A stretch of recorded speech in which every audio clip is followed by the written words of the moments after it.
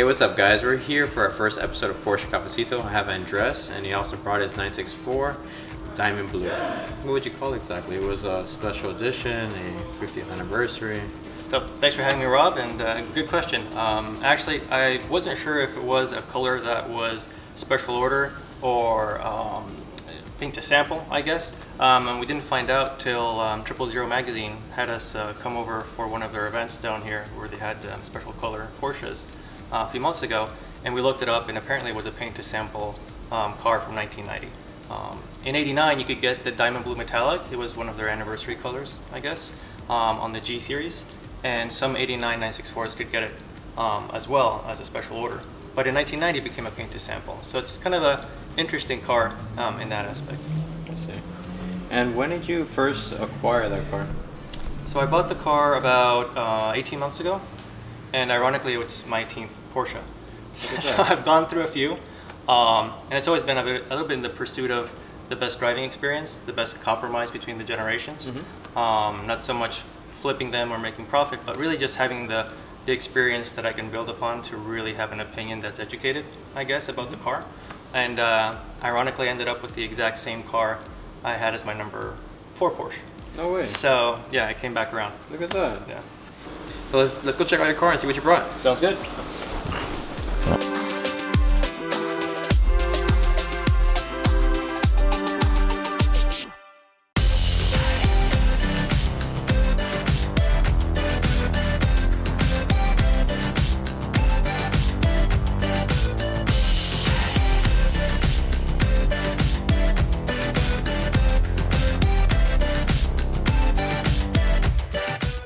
I guess that was like a G series, kind of like a back day, right? Is that what it was?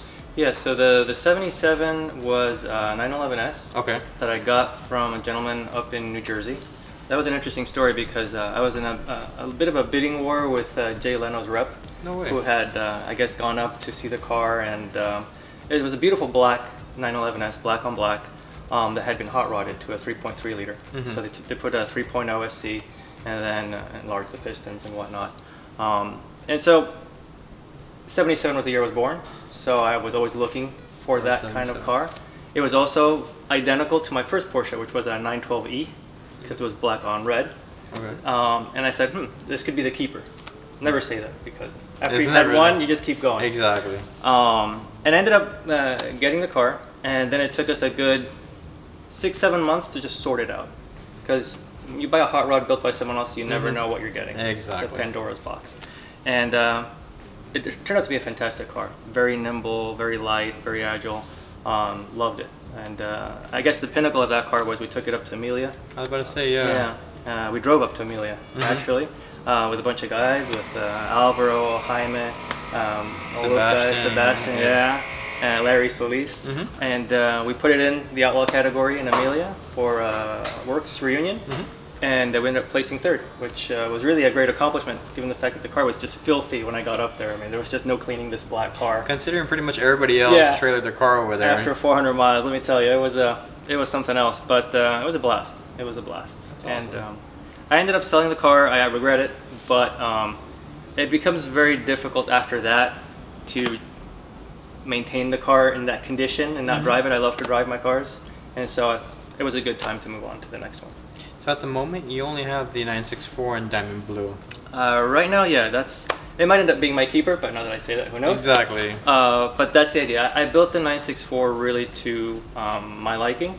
I had been looking for a C2 for a long time. They're very expensive now. They're hard to find. And this C4 came up, and I said, well, I can either turn it back to a C2, which is a bit of a pity to, trash a 4-wheel drive system based on the 959. I mean, all that technology in there. Right. And I said, well, let's see what we can do. Let's first of all do the basics. So we went through all the different master cylinders that were leaking. The car was a sieve, basically, just leaking all over the place. And we did that. And then we said, well, how can we play with the geometry of the car and the suspension to make it feel like a C2, make it more playful? And so we ended up doing a lot of RS bushings. We did KWV3 suspension, a lot of Elephant Racing add-ons, and that really helped transform how the car drives. It still feels a little bit heavier than a C2, but the confidence you get on the wet in the curves is phenomenal. It is a pain in the butt to fix though, because you just have all these additional parts under there that have to be moved out of the way to access. You know, you need to change a starter, for example, which was the last repair I had to do. So that's always in the back of your mind when you get a C4. How much more expensive is it going to be to maintain? But the trade-off isn't too bad. So I've been happy with it so far. Cool. And then besides all the maintenance that you did to it, what else have you done to it? I know you did the interior of the car. Yeah, I love to play with the interior of the cars. I like to, if I can, kind of build a sleeper Outlaw. I always thought, you know, Rod Emery is a great example of someone who builds these magnificent sleeper Outlaws, and you don't realize it until you're inside the car and you're driving the thing. He has some that are very over the top, like this latest one that he built, but usually it's a very elegant car. And that was when I first started playing with this Outlaw concept, really this inspiration from Rod and Magnus. The 77 was the first one. I used to do very much cars that were, you know, true to the original, not even changing their ride height, you know, very purist, and that's not much fun. Yeah. They're much more fun to drive when they're outlawed, and that was my, I guess, my learning with the 77. So with the 964, I said, well, how can we make this guy a little bit more interesting? So we took the interior, which was a silver gray. It was also a special order color apparently on that car. And we ripped out that god-awful carpet, which was dingy after, you know, 20, 30 years, whatnot. And we put in Mercedes-Benz, 1968 Mercedes-Benz blue carpet, which I thought complemented the exterior very nicely.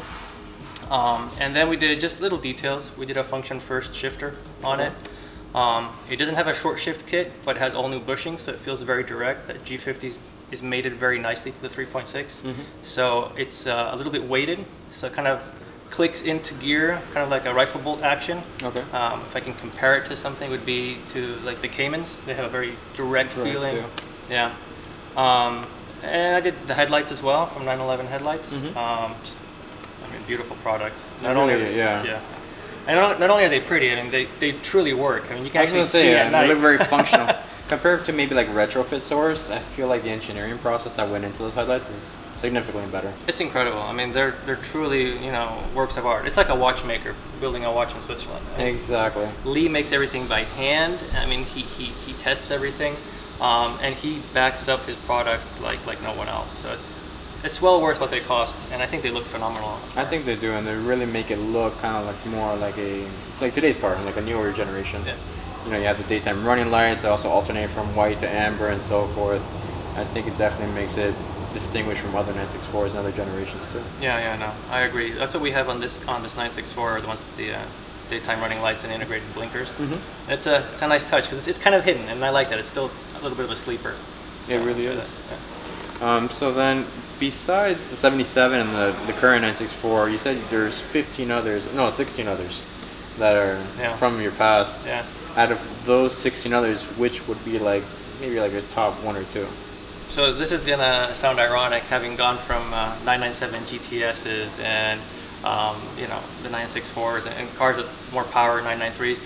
I think my all-time favorite was my first, which was my 912E. Yeah. Little 2-liter engine, but just so well balanced. Flat 4, right? Flat 4. It's a little bit forward and low, so you have this incredible almost mid-engine feel to the car.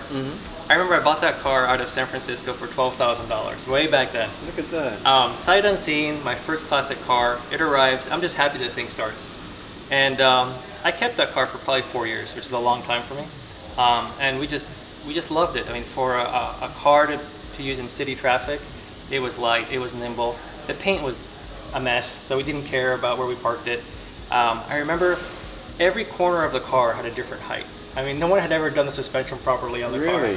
So I just kept telling people, you know, that it had been properly set up for the driver, that it was, you know, a quarter balanced car. It wasn't. It was just no one had looked at the darn thing.